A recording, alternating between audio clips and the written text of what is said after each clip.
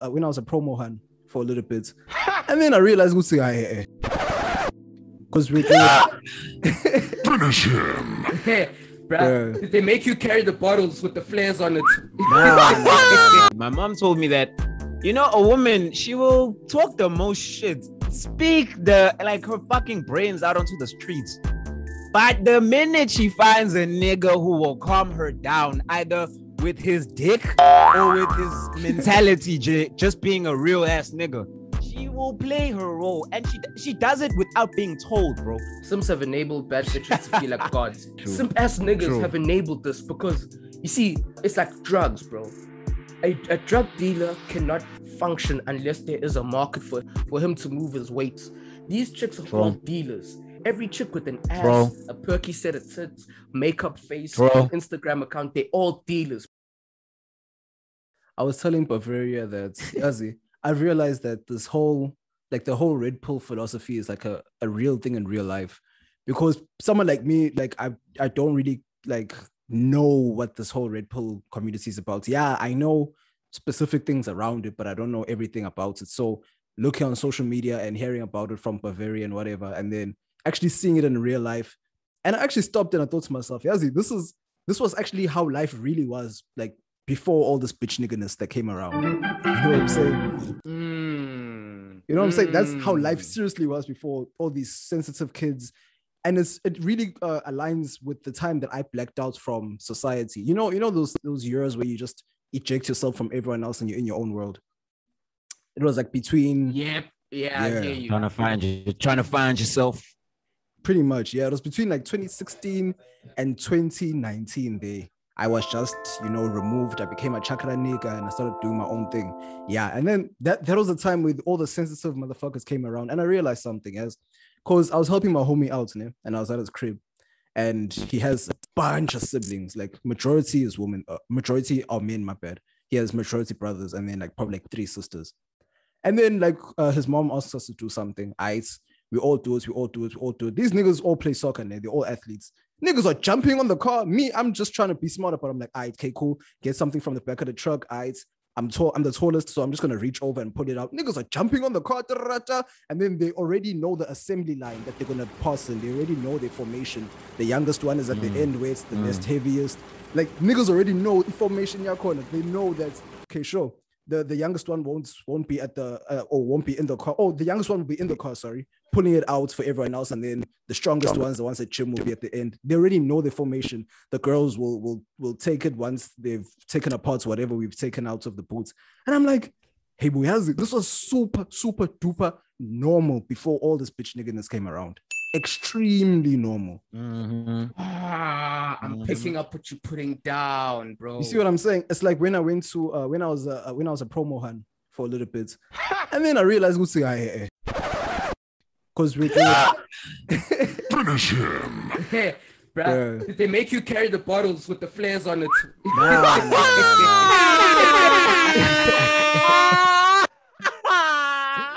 Help me,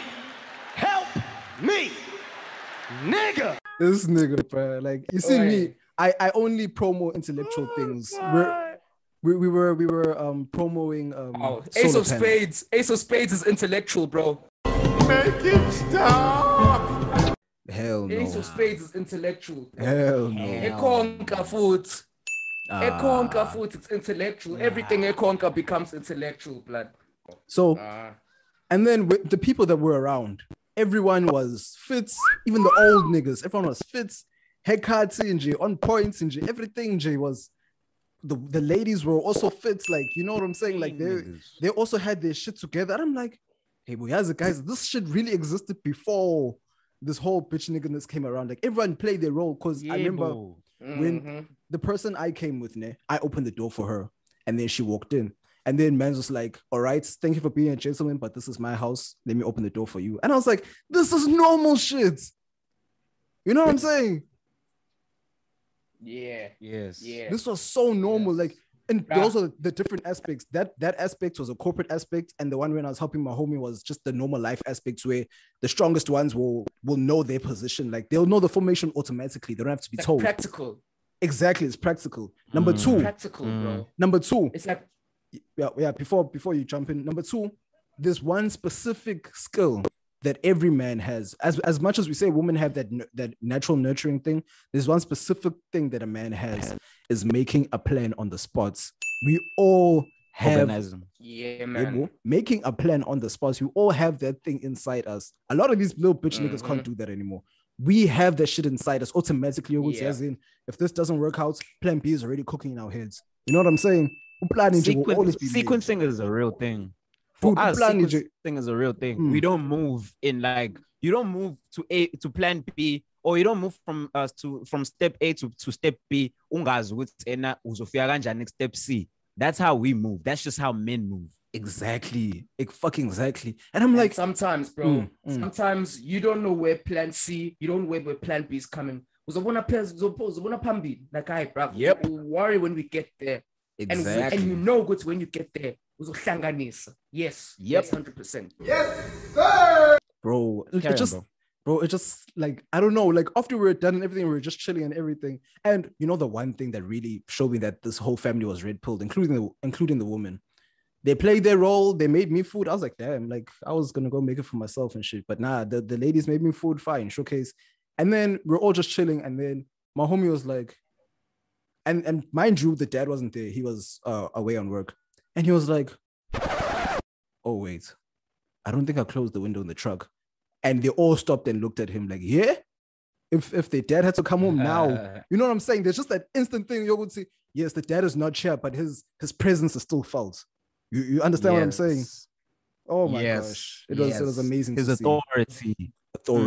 Yes, there we go. They all just stopped and looked at him like, are you stupid? You know what, bro? Bro, you know what, bro?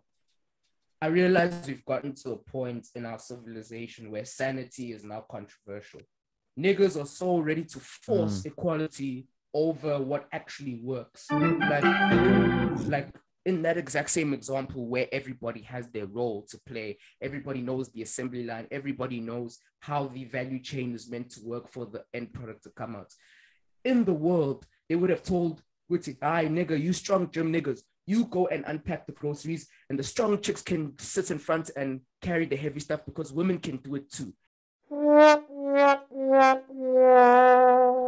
And they force this thing down you. Like, we can all play different roles.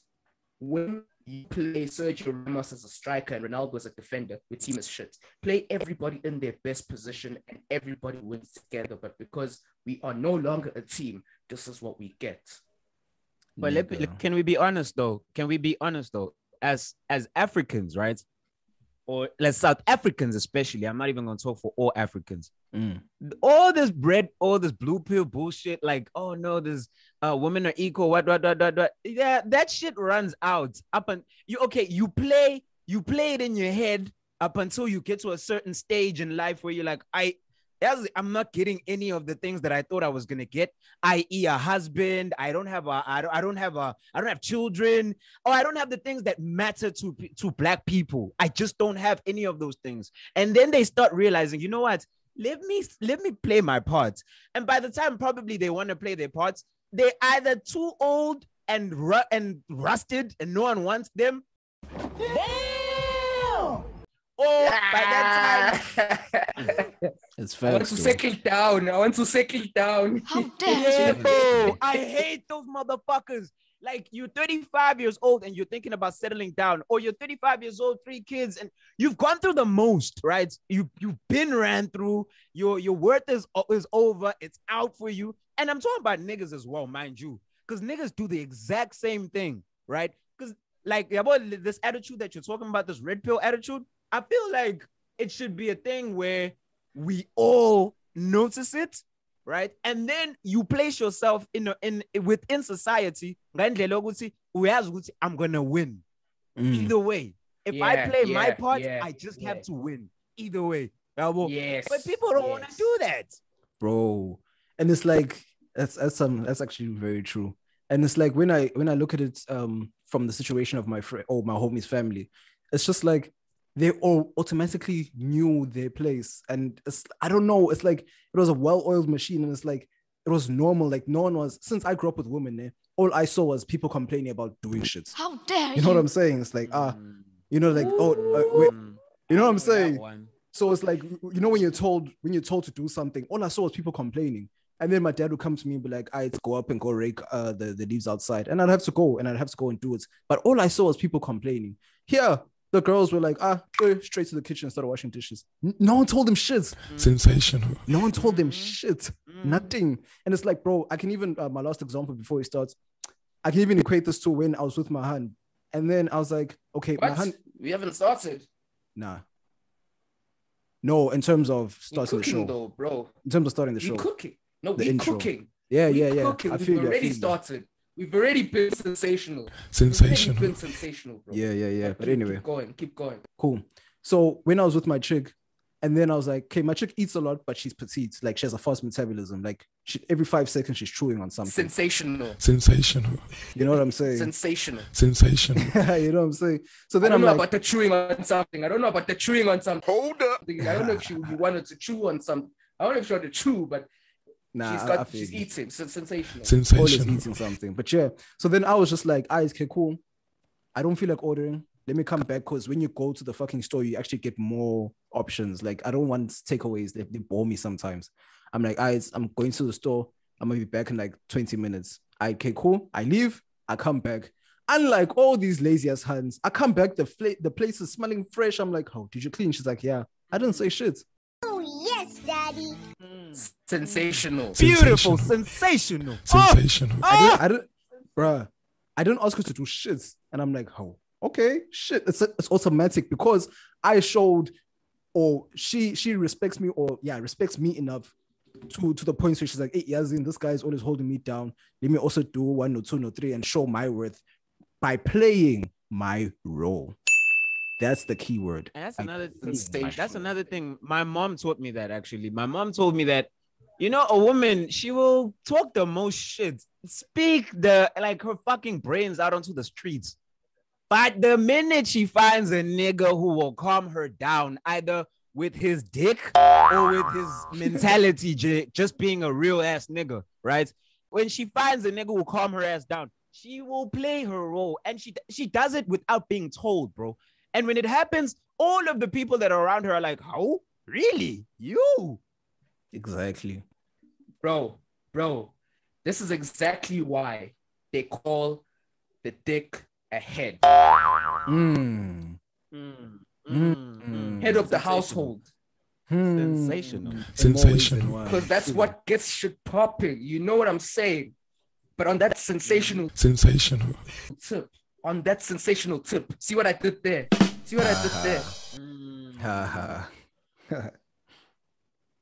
Yeah, I want to welcome you back to the world's most sensational podcast, man. With yours truly, the bringer of truth, dropper of gems, man you hate to love and love to hate, Mr. Bavaria in your area. Let's get it. Let's go. Yo, man, this is Wesley Sniper. I shoot him from a distance like Roberto Carlos. I go kind of kaflela mangis lona isendele kankabini inzala abantu abophe plus nakhipisa nginamngani. And once again, I'll remind you, this is the Let Me Mansplain Podcast, world's most sensational podcast, where everything goes, just as long as you can mansplain it. Let's get it. So I randomly stumbled upon an article. I was just chilling in bed. Like in the morning, I just read through articles just to see what's latest in tech news or whatever news that's around. And then I came across something very odd. I see here, let me just read the extract that I saw. It says the Department of Home Affairs is working on changes to South Africa's ID system to better reflect non-binary, intersex, and trans persons in the country. So what this means is that with our ID numbers, they will now, because isn't it without ID numbers, you start off with your date of birth, and then there's unique identifiers such as your not your race, your gender, and certain other numbers that have to coincide with who you were when you were born, right? So let me just read it out for those who are not South African. So the first 6 digits are based on your date of birth. The next 4 digits are used to define your gender. And then the next digit shows if you're a South African citizen or not. And then the next digits, and then the last digits is a checksum used to check that the number sequence is accurate using the Loon algorithm set formula, right? So then now basically, they're now going to change it because before it was either male or female. I think it was 0 or 1. And then it was 8 and something else. I forgot which numbers they were, but anyway, they now are making it adjustable to whether you're trans or not. So my thing is, so when you decide to transition, your ID number will change too. Hold up. Wait a minute. Something ain't right. Like, that's what I don't understand, because you're not born transgender. You know what I'm saying? Like, you're not born that way. So how is that supposed to work? Because you're born a certain way, and then when you decide to change, you can change your whole identity. I don't understand that. Bro, the new world order is here.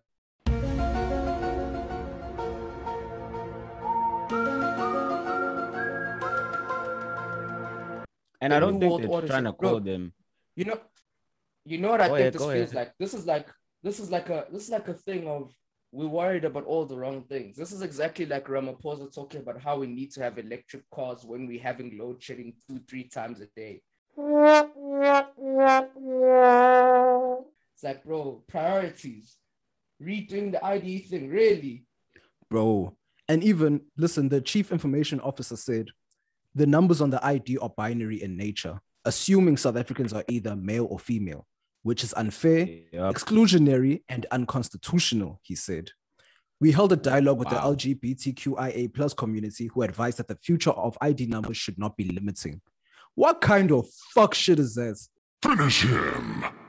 I'm gonna just pause and say it's some fuck shit. Fuckery.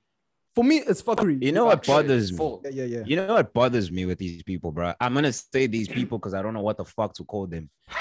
I'm gonna like, bro, you're transitioning from one gender to the other, right? Why can we not now call you a woman then? If you were going from being a man, there's 75 genders. There's 75. Now, how can there be 75 though, G? Think about it, my G. Think about it. How can there be 75? There's only 2, and you move from one to the other. So now you have made your choice. Now that you have made your choice, you are now Usisi or Ruput. You are now like you have to tell us you can't be nothing. You can't be X. That's stupid. That's nonsense, bro. We can't call you X. No, bro. You can't create your own gender. Bro. Yes, It's demi-pansexual. It's demi-pansexual with the dick that hangs to the left. That's how you Yo. Stupid. Get out of here, bro. I'm tired of this, bro. Like, Dave Chappelle closed this bun so nicely, bro. These people are tiring. You know what? Like, and you know what's also tiring? The government, because the government enables this. And they do it with all of us, quote unquote, disadvantaged groups, wherein we want change, right? We feel like as a disadvantaged group, because we niggas, as black people, we are somewhat a disadvantaged group and we're lumped in with all the others, right? Somewhat. We want actual change. Disadvantaged. We're the most disadvantaged out of all of them, but somewhat like the gay people and the rainbow gang, whatever, they're worse, but whatever, I digress. I'm saying the government loves to do this thing where we have a list of things we want to change and give ourselves a platform to build our own community. And instead of doing that, these niggas will go and do some unimportant thing like, hey, we're going to have in America, they did that History Month, the Black History Month, for a month. We do this Black History thing, or Juneteenth or whatever, or some nonsensical pandering nonsense that's not going to do anything for that community. So sad. It's going to make them feel. You see, that Black Lives Matter, demonic shit, bro. Black Lives Matter is the most useless thing I've ever seen ever, bro. I don't want that. No one asked for that. We asked for independent communities. We asked for land so we can build our own. We asked for investment from the government into our communities, just like you invested in every single other communities. The Broederbond existed for the Afrikaners in the early 1900s. A lot of stuff happened for the English embassy, between the English embassy and South Africa, to make sure that British people here were good. Like they had government backing to build their communities. All over the world, the government has backed certain communities so they can build themselves. And then they're going to turn around and say, we need to pick ourselves up by our bootstraps. Bro, we did not get the exact same access to wealth like your forefathers got to build your community. That's all we're asking for. Yes, sir! This nigga spitting. Damn, nigga! But no, we're going to have a Black History Month and we're going to take a you know what's funny as well? Every football game.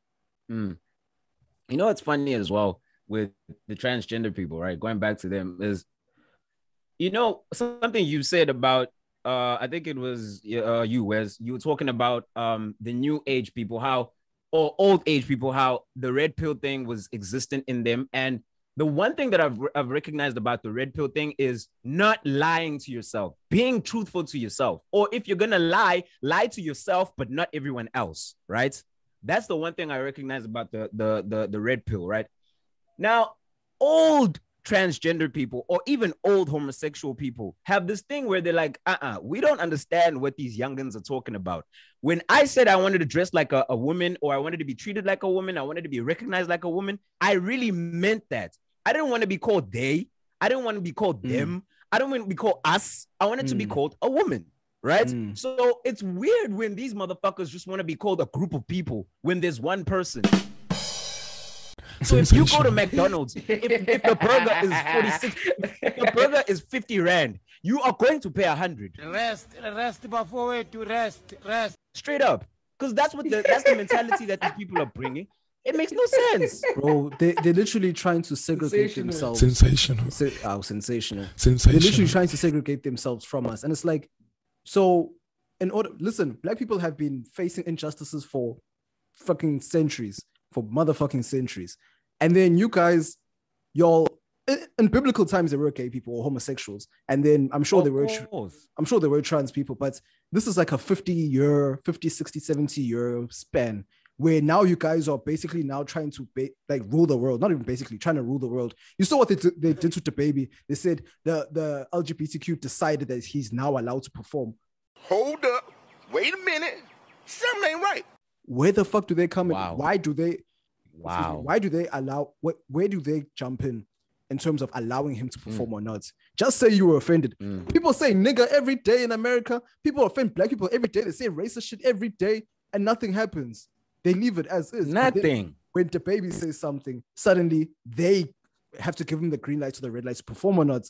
What kind of fuck shit is that? Now they're showing their true intentions, and literally the world doesn't even want, doesn't want to do something about it. But as much as I think that people are waking up to it more and more, it's like, what the fuck is going on now, guys? You guys are now acting like a terrorist group. Finish him. Because Dave Chappelle, remember when Dave Chappelle was like, I will talk to you guys on my terms. And I was so confused. And I was like, why are you acting like this is a whole negotiation he was basically negotiating the baby's release. And it's like, the fuck is going on, bro? Like, why are we now acting like this is a whole, bro, I thought the number one rule was we don't negotiate with terrorists. Yes, sir! This nigga spitting. Damn, nigga! I thought that was the number one. Straight up.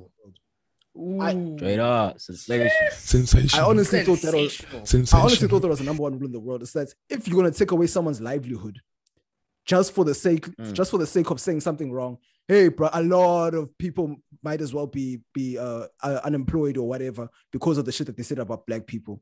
But I would say our problem is that I would say our problem as Black people, our problem is that we're just too forgiving. This whole thing of forgiveness and shit is supposed to be for us and us only. Facts. We'll forgive we'll forgive our Black brother and our Black sister within our gates. If it's someone else, yes, sir. Spraying. Motherfucker. So Bro, my point, let me just drive this home. My point in this is that Facts. why do we now have to, or why do you have to exclude yourself so much to the point where it's like you're literally changing even the fucking system, like on the fucking system that you're different. But it's like, I don't care if you're born that way, because they always make the arguments of I felt as if I was born as born as a woman or a man or whatever. But then now you're just trying to fuck everything. Like normalcy has disappeared. You can still be a transgender, bro. Look at fucking Caitlyn Jenner, bro. Caitlyn Jenner was a man, now she's a woman. Finished and clear. He didn't say, or she didn't say, it's over, bro. Finish. It wasn't a they, them, us. Now imagine, oh, bro, this is why I don't want to move to America. Like, I would visit, but I'd come straight home after that. Because now I don't want to walk around. I don't want to walk around asking people, what do you identify as? I'll get punched in the face. Yo, bro. Imagine walking up to a nigga. I wear my bro. Oh, my bad. What do you identify as? Hey, bro, I'll get punched. Because now I must ask people what they identify as. Bro, Aye, man. Sometimes I'm so happy to be an African dude, bro. They always call us African booty scratchers, whatever. Bro, I don't have to listen. How awkward is it to see in Inika fitting in Cheb and an Adam's apple, bro, a full beard and everything, and hunched shoulders, and have to call him ma'am just because the nigga put on a weave and some lipstick. What is that, bro? Can I be honest with you? Honest with you? I don't mind transsexual people. I don't mind gay people. This is my honest. Like, I don't mind. If you want us to call you, if you want, I know. It's weird. Here's my thing. And I feel the point that Dave Chappelle was making. Why is it supposed to be normal to me because it's normal to you? Dude, I know that dudes dress a certain way or act a certain way. If you want to do it another way, cool. But then don't expect me to be okay with it or to just act as if no. That's just what it is. Bro. It's just what it. No, nigga. Every now and then you gonna get these hands or you gonna get these words. But we can be cool. We can be friends. We can chill. I could have your back. I don't care. But every now and then you gonna get these hands. No, but I actually thought about that in terms of if people can just say, it's like how Joe Budden, like people took that Joe Budden clip out of context. I remember listening to the podcast, Joe Budden's podcast, and hearing exactly what he said. And I understood the deeper meaning behind what he said. Because he said something to the extent of, listen, LGBT, whatever's. I swing both ways. I like both men and women. Spread the word. And then he carried on. No one flinched because they all understood what he was saying. I also didn't flinch. I was sitting here doing what I was doing, and I didn't flinch because I understood what he was saying. Meaning that at any point in time, I can switch. So now in a fight, if a nigga comes up to me, if someone who looks like a man wants to swing on me and then I swing back, oh no, I'm a woman. Now it counts as a GBV case. Facts. Oh, yes, that's actually a very interesting point. What happens in the case where a motherfucker has an ID and then on the ID it says female, but I'm looking at Usizwe right now and I just beat him up because he was talking some shit or he said, oh, fight me. You know, like how niggas start fights. You know how niggas start fights. You know what I'm saying? And you won't back down when you know. You know what I'm saying? I ain't scared of you. I ain't scared of you. Bring it, bro. Bring it. And it's not even that. You know it's not even that. It's that we understand that actually I've now seen it say, okay, I did say that people are now starting to wake up and that I saw on Twitter, there were just a bunch of women, I don't know which country it was, walking around naked because there were too many gay men and there weren't any straight men left. He said he was gay, so what? I forgot which country that was. Sensational. It was not sensational. It wasn't sensational. No, it was not sensational. It wasn't sensational. Bro, I've never seen so many sacks of potatoes walking through a city ever in my life. Yo, that one there was a violation. Personally, I wouldn't have it. Aye, bro. So many Christmas songs. My thing is, why is it always the gal you don't want to see? Christmas sock though. Why is it always the gal someone's gonna want to stuff it? So my question is Thanksgiving turkey, boy. Bro. Sensational.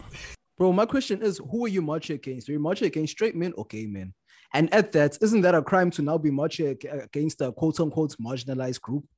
You see, now everything's getting fucked up. To be marching naked? That's nudity. Well, it depends on the countries. Women always get naked, though. Women always get naked for stuff. Even down here, when we were having like the GBV marches, there's mad chicks coming out with their cooches unshaved, bro. Oh, you nasty. Putting power fists in the air and their titties hanging between their knees, like, bro, like they were doing crossovers on the basketball court. No, nigga, bro, they've been doing that, bro. That's not a new thing. Bro, like, I guess that was National Fish Day. If they were all coming out with unshaved coochies, bro. Pagati. Like his style. Yo, but Sensational. Sensational. I think we were we're out here. But bro, listen. We've stretched this one out. See what I did? We stretched this one out. We stretched this topic out enough. Listen to this. I've always wondered though, if you are a transgender chick, dude, whatever, do you still get PPM? Do you think transgender chicks still have poor penis management?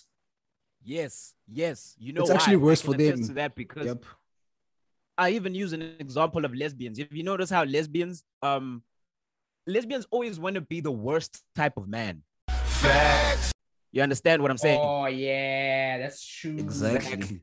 I was gonna say the exact same thing because they're the ones that cheat the most. They're the ones that do the most fuckery, and they hide behind the fact that exactly. Yes. They beat their women all the time. Each other. Yep. All the fucking time. So they use that, and then they hide behind the fact that they're a woman and blah blah blah. You know, the world. Okay, and also this actually, I want to put a button on this by saying this: the world was never ever set up for men, but especially black men to succeed. Right? It wasn't set up for black men to succeed, but it's not worse now. It really isn't worse now. Why? Because the reason why we're chilled now is because we're used to this. Now, when everyone else is getting pushed against, they're now panicking and they want to change the rules. They want to make demands, this and that. We're still chilling. It's like, okay, I don't mean to call us roaches, but then if they, you know, when they say that roaches will survive in a nuclear bomb. Yep. Yes, I was wondering where you're going with that disclaimer. I was wondering where you're going with that disclaimer. You know what I'm saying? Like, I don't mean to call us roaches, but then they said it would say roaches can survive a nuclear bomb. Literally anything can get thrown at us. We'll still be here. Facts. We'll still be the same people. We are here. You see what I'm saying? So now, but like they're so used to putting everything on us, and that's I hate when I say in that, but they're so used to throwing everything on us. Now, when they throw shit on us, it's starting not to make sense anymore. Because now, if you want to be part of us, you're gonna have to take the shit that you threw to yourself. Now the shit that you're slinging is a boomerang. Yes, sir. This nigga spitting.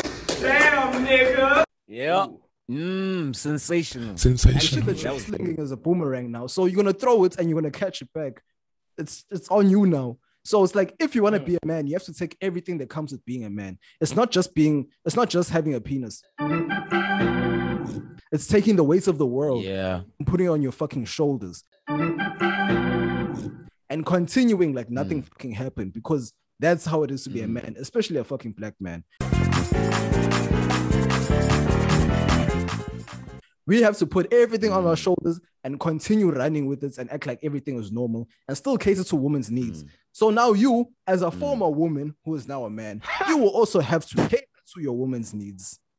Everything that you, and that's where the bitch nigginess comes in. You had everything tailored for you as a child. That privilege will disappear once you switch to outside. They need to think about it carefully. You're not doing it just because, oh no, I felt like a man. Why do you feel like a man? Because you have hormone imbalances. Everyone has hormone imbalances, bro. When you grow up, you're gonna figure out who's show whether you like girls, whether you like guys. But I say, my personal opinion, I'm not a whatever. But my personal opinion, I'd say stay your gender, but switch and date the opposite gender. That's what I say. Because when you switch and feel what it's like. Yeah. Exactly. So, but when you switch and become a man specifically, you have to take all of that bullshit that comes with being a man. You will get chastised for everything. Everything will be your fucking fault. You will have to take the baton and run with it. Even if you didn't do shit, you can walk into a place and there could be a bloody murder. You'd have to clean it up. Straight up. Yep. Your privilege doesn't exist anymore. So now you look like a man. You identify as a man, but you want to have the privileges of the privilege of a woman. That won't help. Yes, sir. This nigga spitting. Damn, nigga. It's not gonna happen, bitch. But the thing is, bro, I don't think you caught me. Like, that's not the PPM. I mean, like, do you think their dicks work the same? Like, their dicks drive them to make really bad decisions the way ours does? Oh, it's hormones, bro. It's hormones. Yeah, in fact, a lot more. Yeah. There's gonna be an overdose. Lot more because overdose of testosterone. They're gonna keep injecting this shit, thinking that I know if I inject more and become a man, it's gonna cause them to make dumb decisions. And it is what it is. Speaking of PPM, speaking of poor penis management, man, can we actually put to bed this thing of PJ Washington and Brittany Renner now? Because that thing was just peak poor penis management, bro. If anyone doesn't know, right? PJ Washington, he's an up-and-coming basketball player, young nigga. Brittany Renner is literally, bro, Jezebel, Babylon, Whore of Babylon, the whole 9 yards. Oh, Jezebel.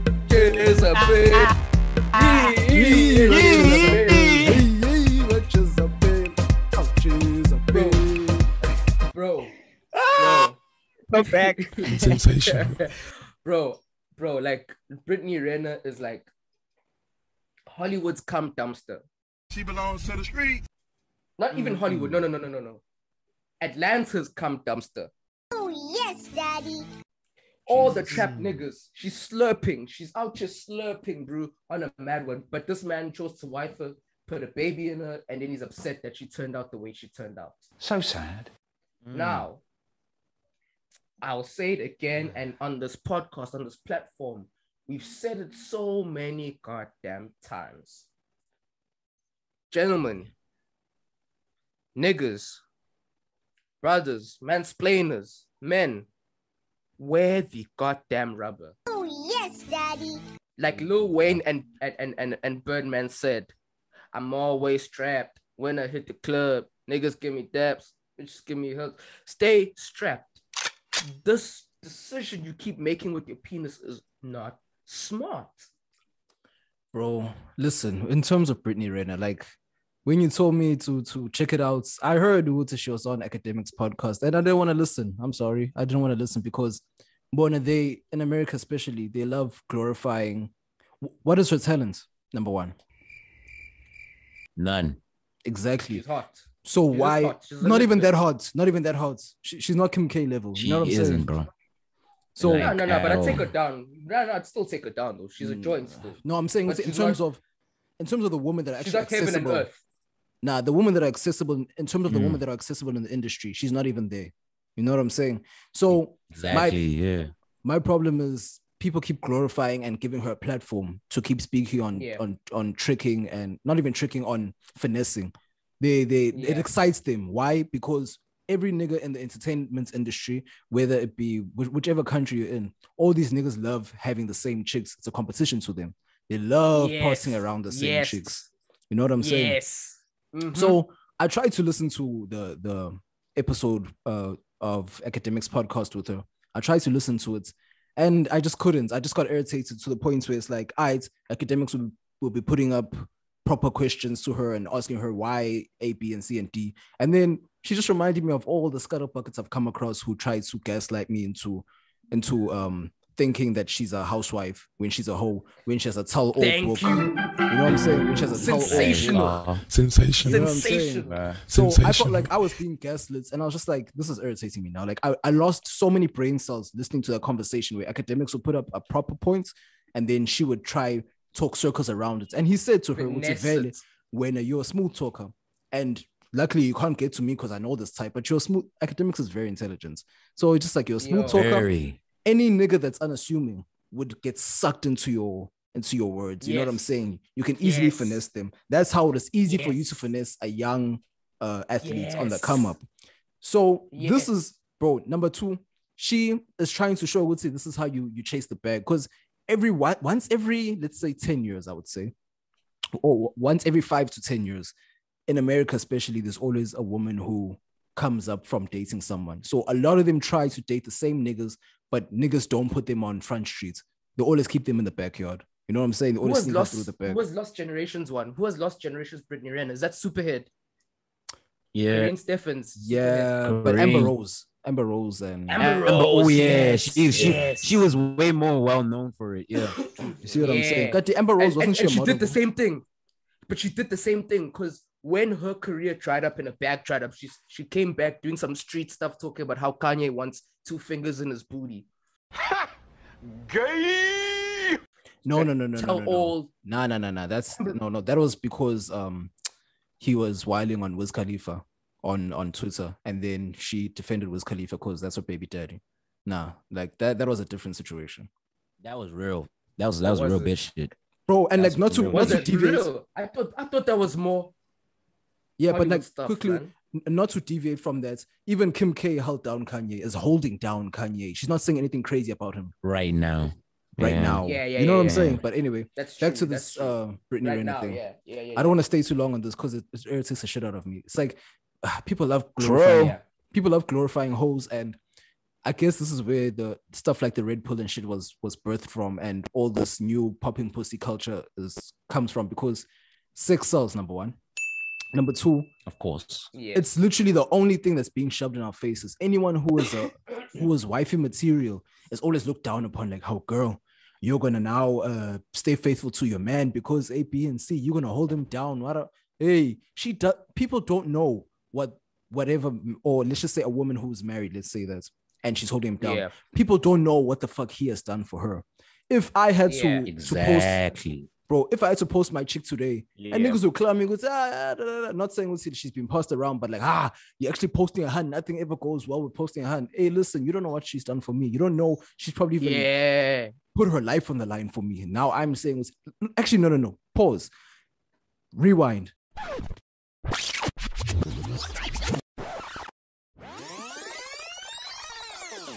Lil Durk's woman. What did he do after? Listen, people try to break into Lil Durk's home. Him and his woman. I think her name is India Love. No, not India Love. Sorry, India something. I forgot the other half of the name, but India. She also took the strap, shot the niggas.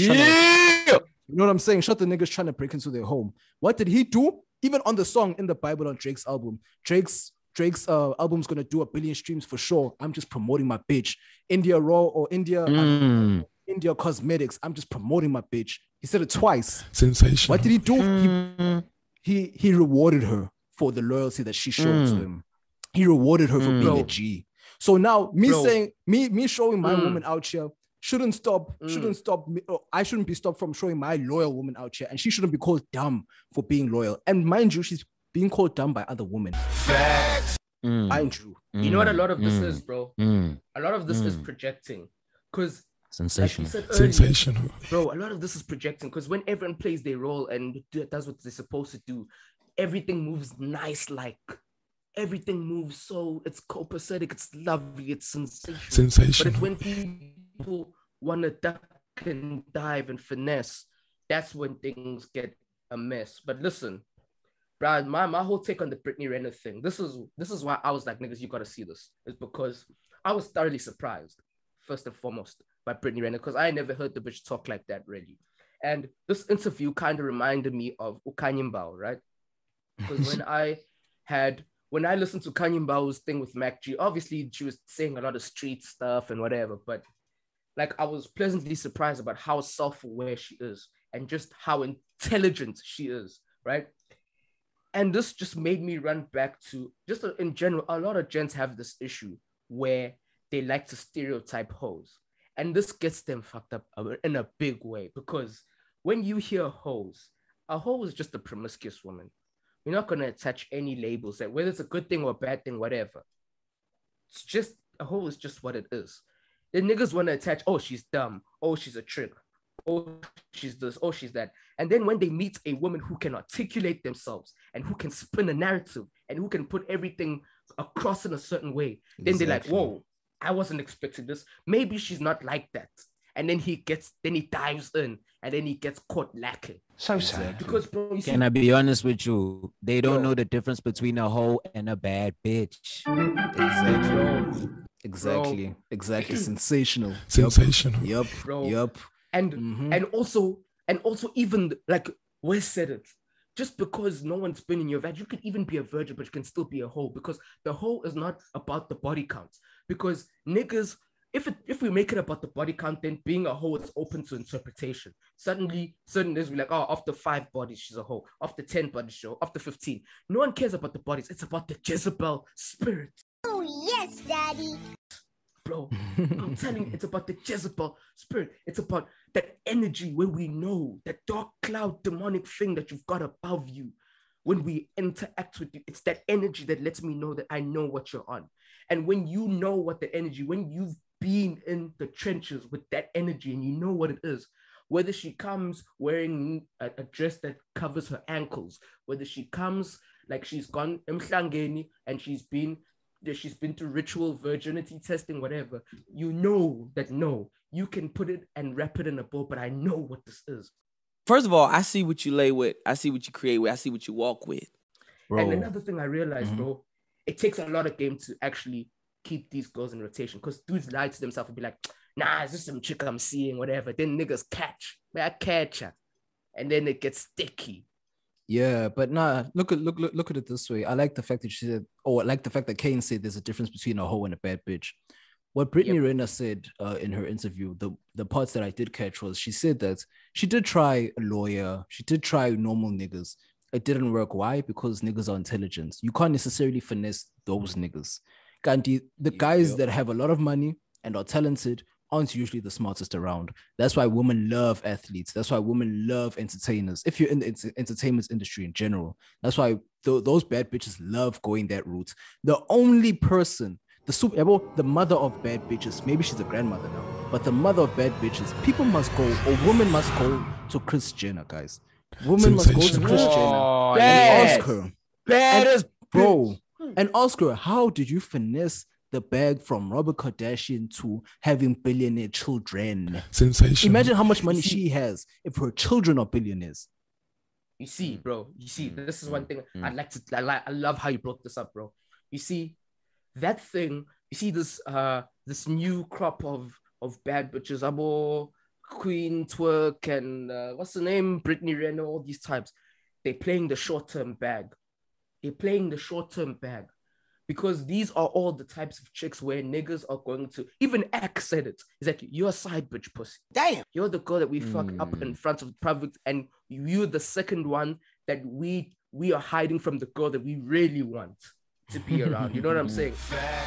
Like, you're the one that everyone is going to take down, and we're going to put you in a rap song, not because I rate you, but because to say that I took her down as well. But no one is staying. Everyone is just passing around, but no one's keeping you. Damn. And this is why they go to the athletes, because when you live that type of lifestyle as a woman, you're used to the glitz and the glamour and showing up to the club and showing up to the red carpet, getting paid to make an appearance, doing all this wild stuff. How are you going to stand next to a lawyer or a doctor or a professional man and have to hold yourself together after twerking on tables? Exactly. True. Exactly. It's just true. Bro, you like, when you're a bad bitch, over and above your image and your body count and what you've been through, it's like your mentality. You've built an identity around how you look and or the lifestyle you are meant to have. Therefore, you can never live any other type of way, because any other type of way would bore you. Stability, a predictable today, tomorrow, and future would bore you.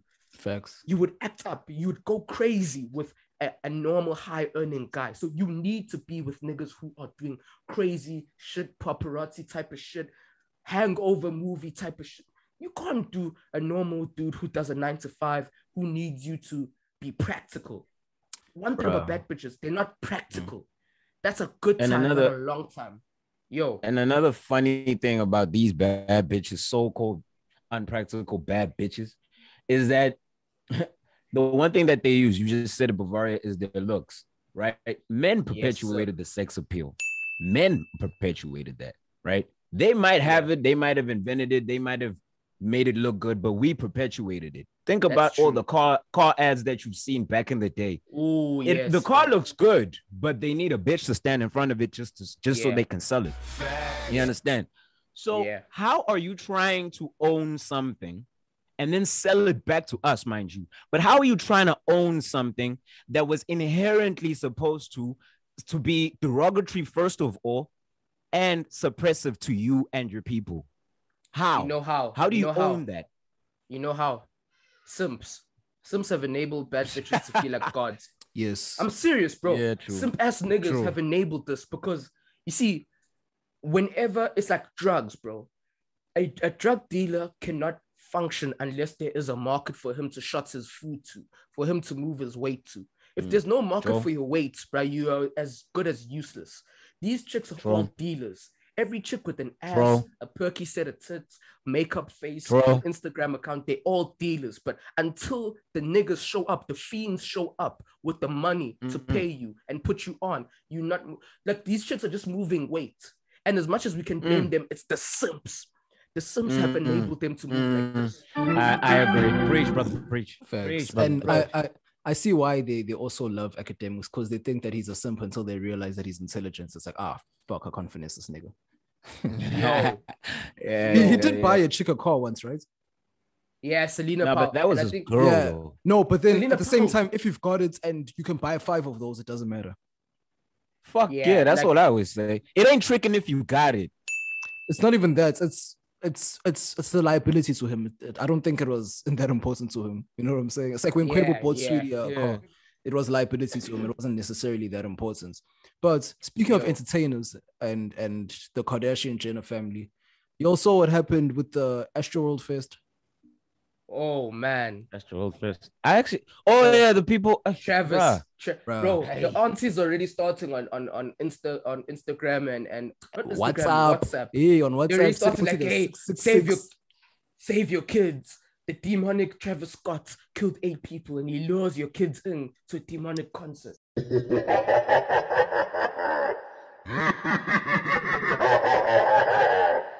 Bruh. Now, so what First happened? thing I'm gonna say. Yeah. Oh yeah, no, run it down, bro. Run it Yeah, down. so Run it down basically before I in a put on the nutshell- tinfoil. Basically, in a nutshell, what happened was Travis Scott had his ASTROWORLD Fest, and you know these little rager kids are always wild. Yeah, they Always rave. wild and Yeah. shit.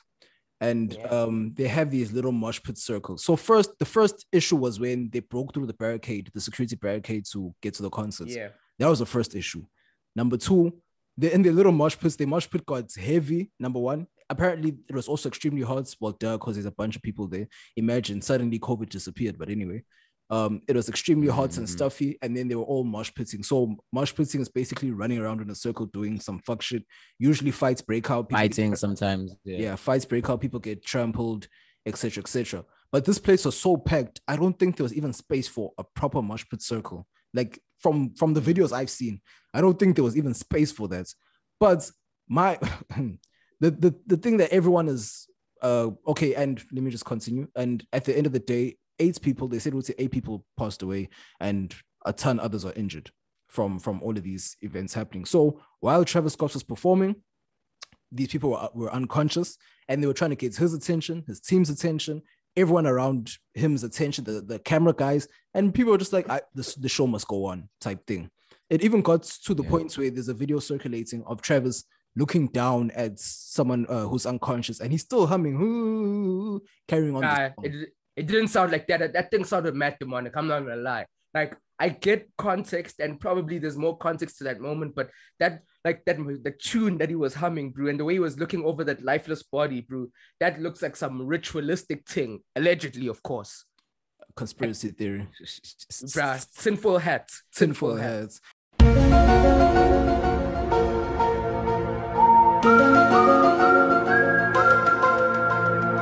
No, but Oh, the only bail I can shoot Travis Scott in that situation in that situation specifically, was that he was still trying to figure out, he was trying to calculate in his head what was going on. That's the only bail, or that's the only alternative that I can give him, or the only bail that I can shoot him, is that he was still trying to calculate what's going on, and like, should I carry on? Shouldn't I? Because these people are quote unquote professionals, and the show quote unquote must go on. It's not the first time someone has fainted at a show, but at the same time, if everyone is shouting, even while he's talking, you can hear people screaming, "Help! Help!" People are climbing on the sets and busy trying to call people. The ambulance on Kylie's Instagram, she posted a picture or videos of the whole concert. You can see the ambulance trying to drive through. People are jumping on top of the ambulance cars, and they keep saying, "What's it? It wasn't litty. Travis." Yeah, It was litty, bro. It was just lit. It And was people- just lit, bro. and people kept saying, "It wasn't Travis's fault." I say, to a certain extent, it was, because he saw this, and the team around him are supposed to be notified if certain things like these are happening around him.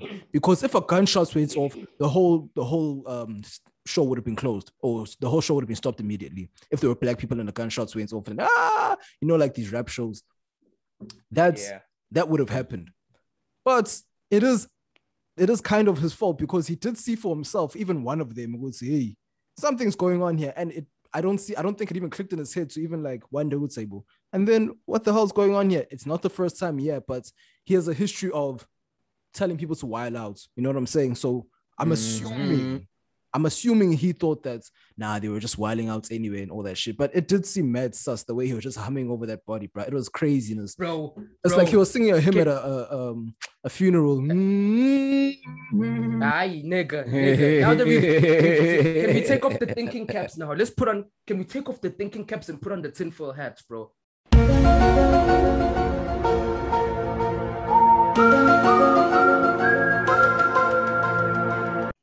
Bro, Travis has been for a long time on some weird satanic vibes, bro. Let's not even cap.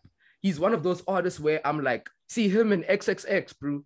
There's those niggas where I'm like, nah, you could be on some stuff. And bro, another thing, it wasn't only that guy was dead. That guy had not passed out. He was dead. That's like a dead nigga, bro. And another thing is that like all the type of reports that were coming out, bro. I saw mad videos and pictures of just a pile of just bodies passed out, lifeless, in the middle of the thing at one point.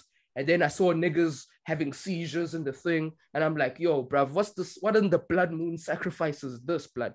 And even worse, bro, his lyrics said it, like in Stargazing. Because like I remember this thing. I was listening to ASTROWORLD a couple days ago. And then I caught this line. And he was like, it ain't a mosh pit if there ain't no injuries. I'm like, hey, bo. Yeah, but that's a stereotype of mosh pits. Apparently, it's just supposed to be all heavy and shit. Even last week, I saw a video of a mosh pits where white people just punch each other. Then one guy was stopping all the punches. Like, guys, relax. Like, let's just do the shit properly. And then they carried on moshing or whatever they call it. Now, I hear what you're saying because there's a lot of, you see, at least people like Playboy Carti come out and say, yes, I'm a Satanist. I think also Lil Uzi comes out and says, yes, I am that. At least those niggas come out and says. These guys are just mad weird, bro. Look at the Birds in the Trap, all conspiracy theories. Look at the Birds in the Trap album cover. Weird and dark. Yo. You know what I'm saying? It's like it's not something new. We all heard the stories, especially in our generation. Our generation growing up. These kids are just seeing these things now. Our generation. Jay-Z and Kanye. Jay-Z, Kanye, Rihanna, killed us with that shit. Drake, Beyonce. You know what I'm saying? There's always a dark undertone. Bro, there's always a dark undertone to musicians, and there's always a story about them selling their souls to and the lyrics do get creepier as they continue going. But you know what? Do you know what, bro? Do you know what? This is the one pushback I'll have. I feel like the new age niggas are doing it for clout. You see the Lil Nas X and the Uzi Vert and the Playboy Cardis, those guys are doing it for clout. Like, I'm sure if there is Illuminati where guys sell their soul and their butthole for the power and the glory, I'm sure they're all in it. No, it always goes with the butthole. Like, you don't just sell your soul and keep your ass clean. You don't keep your ass. They take that too. It's a whole 2-for-1. But the point is, guys like that, it feels like those niggas are doing it for the clout. They're just doing it to piss off Christians and to go against, like, it's just to be a rebel. It's like, Satan, even the way they're dressed with all that. But you see the heavy hitters like Jay-Z and a little bit Travis Scott, if like the energy feels different. It doesn't feel like a joke, especially when niggas are dying in your mosh pit. Like, obviously mosh pits and all that stuff happens, but when niggas are dying in your mosh pits, when niggas are kicking the security's ass together, and like just the energy of that just feels weird. And just the way the man was looking at his lifeless body and humming, bro. You know, honestly, you know, all these entertainers need to just go to Kanye, go get baptized. You know what I'm saying? Go to Ye, sorry, not Kanye. Go to Ye, go get baptized. Yay. Go get baptized. Bro. You know what I'm saying? Get a cleansing. You know what, bro? Like, all of those chicks in that concert need to go home and grab the aromats and the salt and shake it on themselves, because I'm sure a couple of them coming out with frogs, bro. Frogs up the cooch, bro. That's some evil stuff, bro. Yo, the devil is bro. a liar. They need you know what I'm saying? The devil is a liar. But they do need speaking of Ye. Yeah. Speaking of Ye, yo. Did y'all watch the Drink Champs interview? Oh, of course. Yeah. Of course. Bro, you know what? Before we start, before we start, every time I watch Kanye, right? I do every time like I watch Kanye express himself on a podcast like platform or that type of system where he's just free to talk, like Joe Rogan being another one, and then also with Charlemagne as well. When he talks uninterrupted, it sounds like a lot of gibberish. But makes also, so much sense. Not on this one, but though. Also, I feel like this one was the most different. Like, I feel hold like up. Let me land. It's exactly, it sounds exactly the same. It's a whole lot of gibberish, but it's like Kanye is operating at such a different frequency from the normal person, where it's like he talks like he has 100 Google tabs open all at once. Because the way he comes from idea to idea to idea. And if you can't smell the gems and you don't see the gems, you're gonna miss them and you just think this nigga's babbling. It's his power relation. Bruh, and the one line that he said that just took me was when he was like, insanity is used as a measure of control and censorship. And I was like, fuck. Every time a nigga is brilliant and is saying something real, they just write it off as insanity just to shut him down. Like anytime, like Dave COVID, man, with Dave Chappelle, they're like, oh, he's crazy. Yeah. Or he turned down 50 Cat million. Williams, I was just about to say. Yep. Crazy. Cat Williams. He's crazy. Mm-hmm. He's crazy. Every time you say something real, bro, Alex Jones has been saying, they're going to put COVID passports, blah, blah, blah. Conspiracy theorists, blah, blah, blah. Woo, woo, woo. Every time you on out. When someone is calling you insane consistently, rather some water, man, something is smacking the water. Straight up. Drip, splash. Bro, Straight you see, up. like you said, whenever Kanye speaks, it just sounds like he's saying a whole bunch of gibberish. But this interview felt a little different. Maybe it was because it was more hip hop inclined and I'm more hip hop inclined, but it just made a little bit more sense. Like not that he was practicing his words or anything, but he was able to break down his thoughts for the first time in forever. Yes. Like, you know what I'm saying? Like, even like, because it takes me some time sometimes to catch on to certain things that people say. But he actually broke things down to the level of, listen, guys, I'm tired of this whole Drake thing and whatever. I'm tired of being cryptic about it. We are both a business. We're not going to do anything to each other. We're not going to fight. We're not going to do this. We're not going to do that. Why? Because everyone depends on us. I'm a fucking billionaire. We are entities. Exactly. We are entities. We are not individuals. We're not doing these things for ourselves. So him saying it's branding. Exactly. So him saying me. So him saying these threats or making these threats against me, bruh, you're not going to do shit. He literally said he's not going to do shit anyway. That's not going to happen. I was just with his OG. He said he was with Jay Prince. OG yesterday, watching a basketball game with him. He was with his OG. If you're with his OG, he's not going to do shit. That nigga ain't going to do shit. You ain't going to do shit, nigga. You ain't going to do shit. You ain't going to do shit. You ain't gonna do it. You ain't gonna do shit. That nigga ain't gonna do shit. That's number one. But number two, let me continue a little bit. But number two, the most important thing about this interview I found was that he wasn't okay. What people love taking out of it is all the shit that he said about Big Sean, all the disrespectful shit he said. Because Kanye, he's like, listen, these are all my niggas, but okay, when I feel as if you're not for me, I will flame you. I don't care. It doesn't matter. But they missed all the shit. Yeah, of course. They missed all the shit that he said about, listen, guys, why is it that white people control everything else that's tangible and we control the word nigger? We control braids. Yeah. Why do we want to take ownership of such small things like that shouldn't even be an issue, where we can't even have our own tangible things that we take charge of? He was speaking a lot of sense. He even broke it down to where I could understand. Usually I can never understand Kanye. He broke it down to a point where I could even understand that, oh shit, this man is talking real ownership, like real ownership. It's like, guys, real. We can't be always fighting for centuries and continue fighting for centuries just for the word nigger, just for the Black History Month, like Bavaria mentioned earlier, for them to just constantly, repeatedly show how Black people were treated wrong. I don't want to be reminded of that. Like we've said this 1,000 times on this podcast. Listen, I don't care about the struggles that we went through. Get us new contents where we show Black people in a new light. You know what I'm saying? There are a lot of successful Black people out here that are doing a lot of big things. I'm tired of seeing everyone in the trenches, because yes, as much as it does exist, we are not there as a total group anymore. We are not As a whole. As a whole, there we go. We are not there as a whole anymore. We have now dispersed. We are now diverse, and we have now spread out to the points where we have Black billionaires, we have Black millionaires, we have a lot of Black people making or living their lives accordingly and living better lives, basically. And we can't keep showing ourselves at a disadvantage, because that's what they want us to do. And that they're trying to remind us that that's all who you are. That's who you are. That's all you are to us. That's why they're giving it to us. They're like, Black History Month. You're reminding me, Juneteenth. You're reminding me of what you did, that we think that we're superior to you. That's what they're doing. They're just reminding us. But then what happened, for example, randomly, what happened to a Black Innovation Day? Yes, sir. This nigga spitting. Damn, nigga.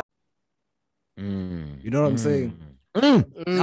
Sensational. Bro. Sensational. Dude, we constantly have to glorify. Okay, yes, June 16 was actually proper for us because there was a day of independence. Yes, a lot of blood was shed, but then after then, it's still kind of like a reminder. And it was an act of defiance. Exactly. It is kind of a reminder of what we went through, but then at the same time, something was being done about it. Juneteenth was when the slaves were finally independent, right?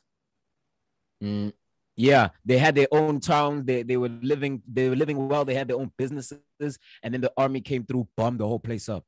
Exactly. So that's when they gained their independence and all of those things. Like, we're tired of seeing the same shit. And Kanye, basically in a nutshell, was busy saying, "Hey guys, listen, I am one of those people who I'm actually electing myself." He said, God is the leader above everyone else, and God elects a bunch of leaders underneath him.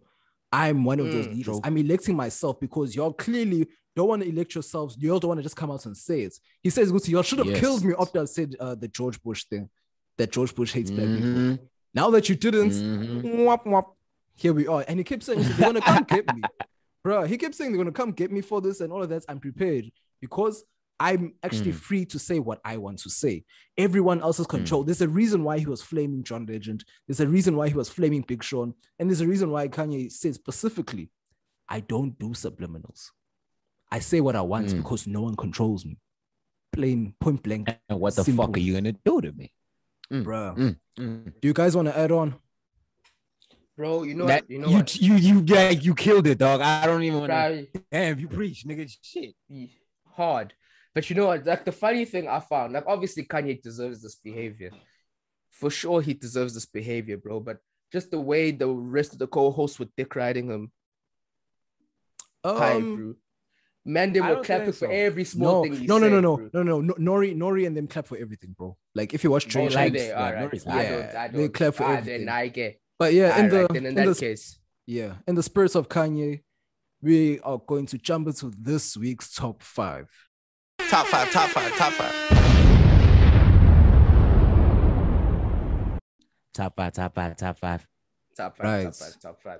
I was going to be intricate about it, but nah, let me make it simple. These are the top 5 Ye albums.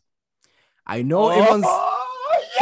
Yes! Okay, cool. I know y'all niggas are gonna, not everyone's gonna agree with me, but we'll get it, right? So these are my personal top 5 Ye albums.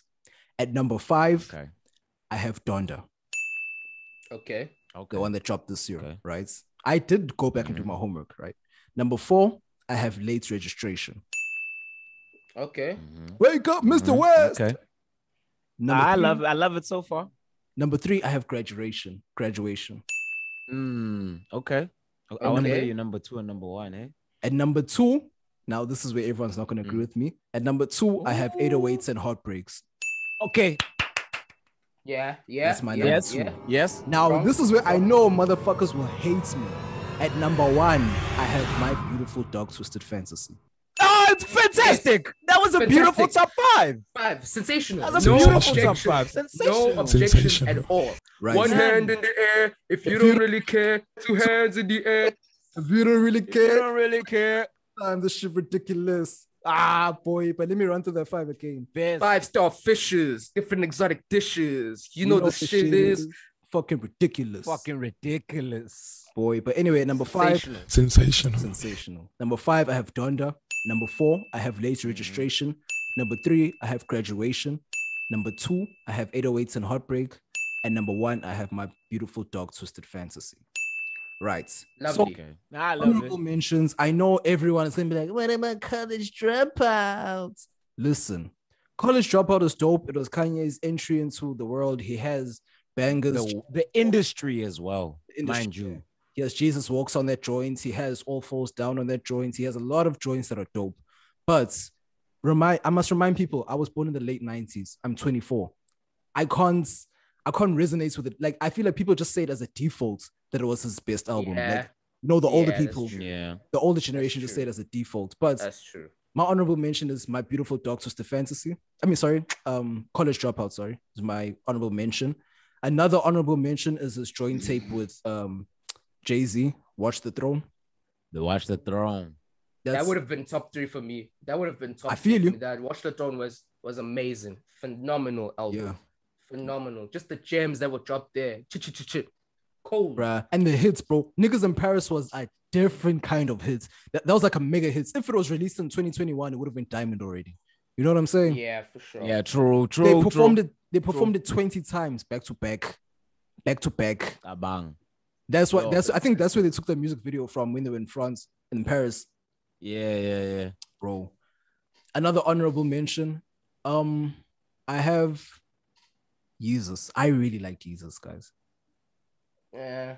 I also love Jesus. I love Jesus. It was the introduction for the new crazy Kanye that I actually grew to love. Because at first I actually hated Jesus when it came out. But then I gave it like a little while. Are we forgetting Life of Pablo? Albums. Are we forgetting Life of Pablo? No, I didn't add Life of Pablo because it wasn't that good to me. I'm sorry. Do you know what the problem is with Life of Pablo? As a complete body of work album, it's not that good. No. Okay, there's a few singles. There's like a lot of power. Like it's like wolves, bro. It's the CLB of 2016. A lot of great singles, just not a great body of work. You know what I'm saying? It didn't mesh. There was like no theme. It was all over the place. Ultralight Beam, which I thought should have been Jesus is King, but I thought Jesus is King was supposed to sound like that. But Ultralight Beam just set the tone, and then he comes with Designer here. Panda. Not that one. Not Designer. Sorry. What is the second one? Father Stretch My Hands. If your metro don't trust you, I'm gonna shoot you. Beautiful morning, you're the sun in my morning, babe. You know what I'm saying? Yeah. So it's like there were so many, like, you were going ins and outs, and then there was Famous with Rihanna. Like, Pablo wasn't it. Hey, bro, but it fucked my life up. If I'm my life up, I wish I could go ahead and fuck my life up. Actually, it's not like CLB. It's not like CLB. It's not like Why? CLB just didn't make sense altogether. Okay, that one had a few gems. You could tell at certain points he was talking about, like with the. Like when he went on the what's that Wave Surfer thing, my Bob, and that song that he did with Andre 3000, Silver Surfer interlude. Silver Surfer interlude.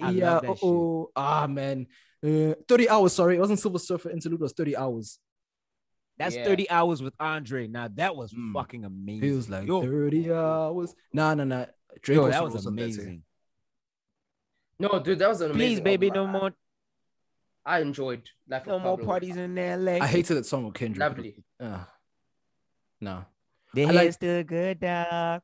Nah, but you know what I actually liked on that album? I liked Real Friends, the one with Ty Dolla. Idola. Yes. Oh, yeah. Yes. Bro, I liked Waves with Chankosi. Breezy. Bro, Waves with Breezy. I liked Wolves, Cover Nori, Lambs Wolf. He's Surrounded by. fucking wolves. Dude, bro, that thing make me levitate, bro. A man got high with that thing. I think makes me levitate, bro. I just don't like the features he added on. I think it was Sia and Vic Mensa. Nah, I don't like that. But other than that, I know that was this man has the most perfect discography in the history of music. Whoa. True shit. Yeah, for sure. Okay, Michael Jackson though. Not discography, but hits, definitely Michael Jackson. Bro. But you see, Drizzy ruined it with Views. No. And CLB. CLB. CLB He ruined it Views. with- Scorpion. Yeah, there were just a few that. Yeah. Yeah. So on Friday, Summer Walker's album Still Over It dropped. So all the Huns were hyping themselves up and saying we'll be sliding down the wall and crying because the first album Over It was fucking fire. And I don't mean to get all music nerdy here, but this album was basically okay. To equate this album to an artist, I equate this album to Brain Fires. Y'all know Brain Fires, ne? Yeah. Yeah, toxic ass motherfucker. Toxic ass nigga. Great lyrics. I got too many hoes. I'm fine, but they ain't you. Way. So he has toxic ass lyrics, but his beats are always just weird. Like I don't resonate with his beats. With his I love them. I love them. For me personally, I equate that Summer Walker album to that, where she's saying, but she's flaming London. She's like, only when Drake jumped on the remix, then you started taking charge. Then you want to take me out and everything because Umtrizano is just Umtrizano, yeah, bro. Sensation. And then she also Umtrizano, boy. And she also said something about Young Thug. Just because you hang with Young Thug, then you wanted to do this and blah blah blah. Fine, but it's like, and also Lil Duval tweeted something to the extent of, why is it that women want to always why do women want to punish us for not cheating? And it's like, I felt that in my soul, because women who listen to Summer Walker, bro, they constantly want to be like, what's wrong with you? Like, no, this is normal. Like, this is basically how shit's supposed to go. But it's like, why are you punishing me for not being shit or not giving you content to cry about? You know what I'm saying? So basically, basically someone said on Twitter that this is Summer Walker's, he equated Summer Walker to Jeezy's TM 101, and then they call it Summer Walker's Thoughts Motivation 101. I died. Wow. Thoughts motivation, bro. Yo, bro, like I don't understand why. And my point in making and bringing up Summer Walker says, why is it that women always constantly want to make the lyrics so relatable to them? This is why I'm always like mad at Bavaria for when he doesn't cleanse his ears before he listens to a different kind of album. Why do you want to put the shit in your heart? Just fucking listen, just to listen. You know what I'm saying?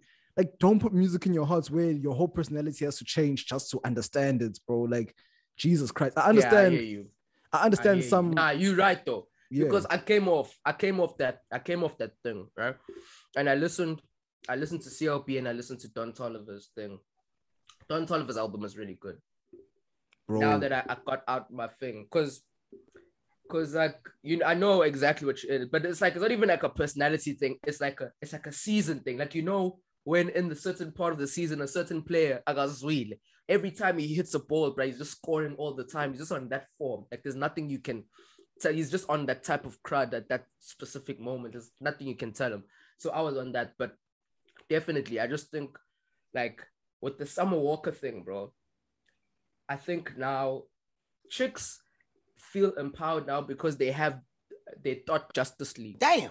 The Thought Justice League now that can give them the Thought Vengers. Now, bro. Damn. The Thought Vengers. Thought Vengers, bro. The Thought Vengers, bro. Like, between Cardi and all the from Cardi, SZA, who's another toxic, the Stallion. Megan Thee Stallion. Number one yes, nigga. The Stallion. And then there's this chick Summer Walker, Lily Parr. Damn. I don't like this. Finish him. I don't like Summer. She just looks dirty. I think I just clear wood. Women. Oh, you nasty. No, bro. Just dusty girl. But see, all these chicks now have gone together, bro. They did the thing like the Power Rangers. Now they have that big robot, bro, that has each one as a leg and everything.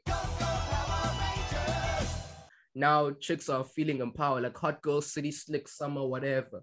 But my thing is that, bro, the most funny thing about all these Huns, because at the end of the day, no matter how toxic a Hun can be, she's still a woman. Mm-hmm. They go back to get dick from the niggas they love. What sweetie, every day, all of them, they'll come here like, oh, I'm moving from dick to dick. I'm fucking around with this nigga. That's when they need content. Yes, they get it. It's content. They're putting it out there. But bro, they're on another man's chest. Somewhere, somehow in that woman's life, there's a man that she's listening to. There's a man that she's begging to come over. There's a man that's begging her she's begging to take serious. She wants to take the relationship to the next level, but he's like, nah, I don't do that kind of stuff. It's like, no, but I can change. Some shit just clicked in my head right now. Something just clicked. Women live their lives like they're shooting a YouTube channel. It always has to be about content. Sensational. It always has to be about content. They're constantly trying to get content. And I'm actually like, 1,001 chicks just ran through my head like, shit, Nina, y'all could have avoided so much bullshit, but because y'all want content to tell your friends, literally, my chick shows me everything. She showed me they have a group chat. I forgot what it's called though. A whole group chat for Mko and just separately from the normal group chat. And it's like, why?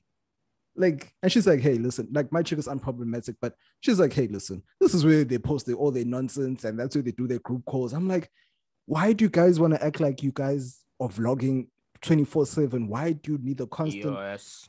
Bro, this generation. Yes. And that's why I said, bro, I don't know how many episodes back, but we were talking about this, that if your girl is still letting her friends be the overall highest points of influence in your life, that's not your girl. That is not your girl. It's where she can ditch her friends for you. That's when you're nice. That's when you're nice. That's facts. But then now we have, it's not even now. This has always existed, but I feel like niggas also take brotherhood to a certain uncomfortable level, because niggas now want their homies to make decisions for them. You know what I'm saying? For example, niggas always want to be like, okay, cool. Like niggas want recognition before they get a chick. That's why niggas always gun for specific chicks, because that's why niggas always smash the same chicks, because they want recognition from their homies. You know what I'm saying? It's weird to me. It's like we need to live our lives, because this whole thing of not having a backbone is kind of stupid, which also ties into the shit that we were saying at the beginning, in that this was not normal. This was not, bruh. Our fathers weren't in their friend groups. It's a now thing, man. It wasn't back then. They were hustling to get a job and get a family back then. That was a goal back then, to actually settle down and to have a normal life. Now, the OGs that didn't settle down back then are now having these friend circles, these friend groups, and are now going out to clubs and catching these young varsity hunts, bro. Like, no one has a backbone anymore, men and women. Like, we're a backboneless society. Like, there's no structure anymore. They're trying to fucking bash down the structure of our society. It makes no sense to me. I don't understand why. Do you know what I think? I think it's less about backbone, even though backbone's a big part. I think it's more about selfishness, because you're now looking at your life in comparison. And I think this is why chicks want to live a vlog lifestyle through niggas. They use niggas to live a vlog lifestyle, because it's all about comparison now, because you're always thinking at every moment in time, whatever you got, no matter how good you have it, you're always thinking, is this the best I can do? And is someone else doing as good as I am? And this is why, even though a dude will have a solid wife, she gets asked whenever he wants, she takes care of him, she does all them things. My man's gonna go for a chick half her age, whatever. And yes, she is hot. And yes, he's attracted to her. But the trouble, you have to ask yourself, is the trouble worth the outcome? You know what I'm saying? Is the enjoyment of the new fresh chick worth everything else and losing everything else you've got? And a lot of this is like an ego thing. More times it's an ego thing. And I was talking to my mans about this, like, everyone wants to have the baddest bitch on earth, right? And my thing is like, is that even possible? Because let's say there's this one woman who is the most beautiful woman out of all of them on earth. Bruh, you'll be with her for like 3 to 5 years, even less. Some girl's gonna turn 21. There's gonna be a new bad bitch. Then you have to keep updating all the time. So Jay, this is just, it's a frivolous pursuit if you're doing it to impress your niggas. If you're doing it because you enjoy bad bitches, that's different. Bro, like, and it's actually, I can even equate it to everyone else, like not even only women too. And that's, everyone is just trying to live a life where we think that everyone cares about each other. I once saw a tweet where someone said, everyone lives their lives like, or if you live your life thinking that people care about you. They don't. Just continue doing what you do because no one gives a shit. At the end of the day, we all go home to our own problems and all the shit that's going on in our lives. We don't give two shits about what's going on in your life. Yeah, we'll laugh, hey, key on Twitter. When we log off, we have shit to deal with at home. You know what I'm saying? Or Facebook, wherever you're on. Like, we have shit to deal with at home. Like, you can stay there. That's why I don't like this whole cloud chasing era. It's so stupid because it's like people like, forget. Bro, did you guys see that video on Twitter? I think it was like a month ago. I don't know who was performing, which DJ was performing, and this chick was in love, bro. She was staring at him and she was gone. She was a gone girl. Oh, the one that was standing over the decks. Not really over the decks, but she was like a bit far away from him. Afar. Oh, yeah. the one in the red room. Yeah, and she was just so in love, and she's looking at him with like the kindest eyes ever. Like, she was melting. You know what I'm saying? While Mans was performing. Yeah. And then there's another chick who came out last week who was like licking her lips and trying to be so seductive. Yeah, she looked like she wanted to eat him. Yes, this is ratchet, the most ratchet thing ever. Exactly. And now we see what's Yazi. People are going to it's like, you know how people steal each other's tweets, the big accounts steal the small accounts tweets and they post it to get more likes and retweets. They basically now do it in real life. It's some stupidity that's going on, guys. Yeah. Cloud, and you know what? Has taken a new avenue, bro. You know what made me realize how stupid cloud chasing is? Remember those chicks from last year, bruh? The Stogo chicks, bruh. The Nazi Stogo. Bruh, where did those girls go? Nah, but they were on cloud chasing. In the pan. They were dancing. No, but I'm saying, Guti, they were dancing and then they tried to ride a wave afterwards and then it disappeared completely. Facts. But then that also pays to the South Africans' attention span. Like, you know, we just move on from everything, Jay. You know what? This time, as much as I think South Africans, our attention span is not that great, I think this is just a global thing. Because Brian, you trend tomorrow, people will hate you tomorrow. Next week, you'll drop an album and then you're the best nigga alive and Kanye. You're the realest. Yeah, you know what I'm saying? Like, because all the people we've gone to the point where you have to realize that when people are angry, they just need something to be angry at because their lives aren't that great. Like, you're not really a problem. You're just what do you call it? You're an outlet. You're really just an outlet. They'll just do that to you for the day and then they move on. Bro, it shows how many people are flip-flops out in this world because it's a constant thing of, this person does this. And then when they do something that they do the best or that they're extremely talented at, all the shit that you guys were mad about before has completely been wiped out. Clean slates, gone. Bro, you know what it's like? Especially with South Africa, it's like ANC, bro. The most complaining province, bro. Eastern Cape will complain about service delivery, whatever, and then they'll go out in numbers and vote ANC again. You see, us niggas, I'm a Zulu. When we say we're done with something, bruv, we serious. Like, it's over. We're done. We're gone with you. KZN, we got moving. We got busy with it. Eastern Cape, they went straight back to it. They love to be on cutting edge and crap TV and whatever, complaining about this, that, and the other. That's why they keep going back. Bro, but and yeah, the thing, but even Shimza, Shimza was implicated in some corruption stuff. The next week they're laughing with him again on memes. It's like, bro, you see what I'm just saying? What it is. Yeah, but the thing is, like, the thing about the elections, what we forgot to speak about was Helen Zille being dragged up by a policeman. Sensational. I was trying so hard to find the context behind that, what happened, what she did. Do you guys even know what happened? No, okay. So this is it's just a loose thing, right? So basically, during the election and the voting and whatever, they were saying that you're not meant to do any type of campaigning or any whatever. And there was a team of her and a few DA members who were there. I don't know if they were campaigning as per se, but they were trying to swing the votes in there and they were told to leave and she kept doing it and then she had to be dragged out. So that's why that happened. And Helen Zille, for people who don't know, Helen Zille is the white South African version of Karen. Hillary Clinton. Hillary Clinton. Hillary Clinton, yes. Sensational. That is our white version. Yeah, no, we want to really change South Africa for the good. ANC. Like, it's literally white South African Hillary Clinton. And white South African Hillary Clinton got dragged out by a white cop. I love it was a white cop. Like, bro. if it was a black cop, the optics would have been mad, but it was a white cop. And that's where it was like, it was sensational even more. Sensational. That's what I'm saying, bro. Like all over the world, it seems as if people are slowly starting to wake up to everyone's bullshit. You know what I'm saying? Like very slowly but surely, but it just still feels like we're not there yet, but everyone's waking up to all the gag that's going on. Like, okay, come on now. We can't even protect our own now. Like we're almost there. White man. Like we're almost there. Yeah, even the white man was like, we're come on. Almost there. Yeah, the white man was like, come on now. You acting a fool now. Like, honestly. Like, I can't even protect you now. Yep. But yeah, you were saying? Yeah.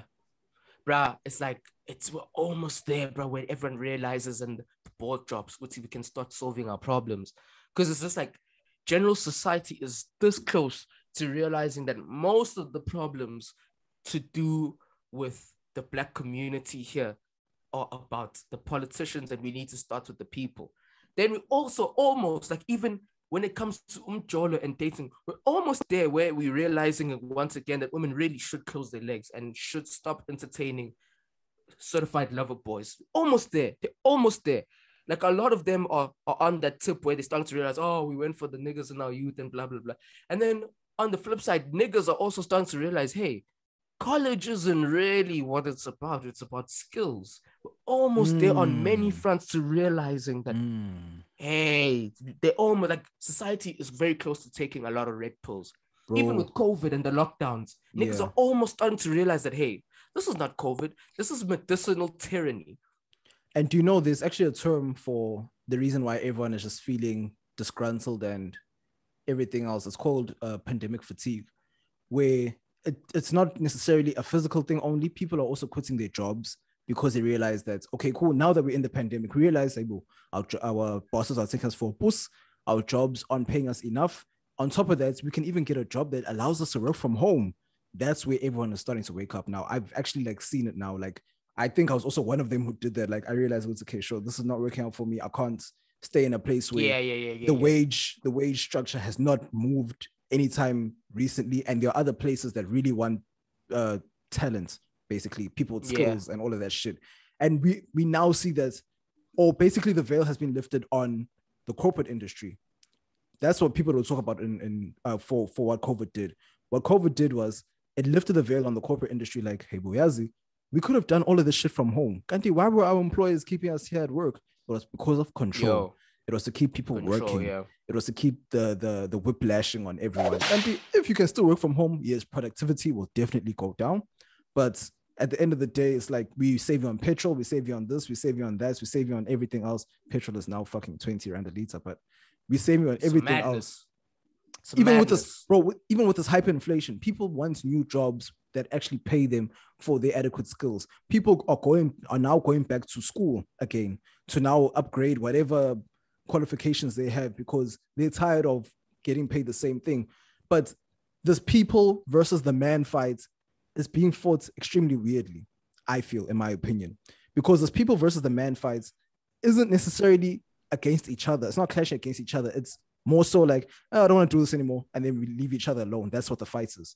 It's not necessarily fuck you guys, fuck your system. We're standing up to you. Yeah, exactly. We're gonna go build our own thing. It's I'm tired. I'm just. And you know why that is? Yeah. You know why that is? It's because within the people versus the man, each person is not in it for the collective. Because when we come together, we're in it for ourselves. So it's always going to be this thing that happens exactly the same with the ANC, where you have a representative of the quote unquote struggle, and they'll go forward on the to represent the people. On behalf of the people, they'll go forward and whatever, and they'll speak the terms. And then when they're speaking the terms with the power will be like, nah, cut those people. We'll give you a little slot of land. We'll give you a little percentage. Then they switch sides. Then they leave the struggle because now they're good. They don't care about everyone else. And that happens all the time.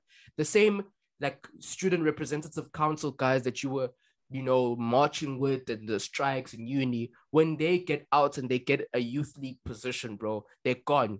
They're tired of politics. They're tired of making changes. Now they in their own AMG. Now they eating good. They're tired of all that. And that's how it always happens, bro. It's politics of the stomach. Everybody got to eat. Sensational. I need to add a growl there. Man, it's sensational. Sensational. Everybody got to eat. I think on that note, we can close it off, yo. Man, that was the most sincere, bro. That was a very serious episode. Bro, I was just thinking we didn't laugh as much as we used to. Like, bro, we hardly, bro. No jokes. Like, is mansplaining getting serious? We were mansplaining. Yeah, we were campaigning. Yeah. Hey, yeah, you know, like OGJ Prince said, he said, all this campaigning, you'll fuck around and get elected. You get you elected. Don't fuck around, do that, boy. OGJ Prince, anyway. With that notes, man. With that notes, we stuck the landing 10 out of 10, bro. That felt like a gymnastics routine, bro. A man was Simone Biles. You know what I'm saying? Yeah. You know what I'm saying? We were nice with it. And once again, you know what this is. You know where you are. You know what you're always gonna get. You know who we are. You know what this is about. And if you didn't, we mansplained it for you. You know? This nigga's freestyling the outro. You know what this is? Yeah. Where we going, where we go up, where we go down, to the left, to the right. Yo, man. You know what this is. You know what this was. And you know what this will always be. This was the Let Me Mansplain Podcast with yours truly, via Bavaria. Wesley Sniper. K.A.N.E. The world's most sensational podcast. Sensational. Where everything goes, just as long as you can mansplain it. This was the Let Me Mansplain Podcast. Thank you. And also we have better sound effects than everyone else. Shit. But anyway, bye. King of sound effects. Like you, bro. Scorpion King, sound effect kings. Bro, sound effect kings. They must know. I see. No, let me keep this in. I see all these other podcasts upping the sound effect game. The big podcasts. We hear you guys. We hear y'all. You see, bro. I really think niggas are biting our shit now. I'm damn sure niggas are biting our shit. It's not even biting. We're upping the game. We're pushing them to the limits. But it's like, hey yo, let me just keep quiet. Send the check. Cut the motherfucking check. Bro, we're out. We gone. Longest outro ever. Bro. Yo.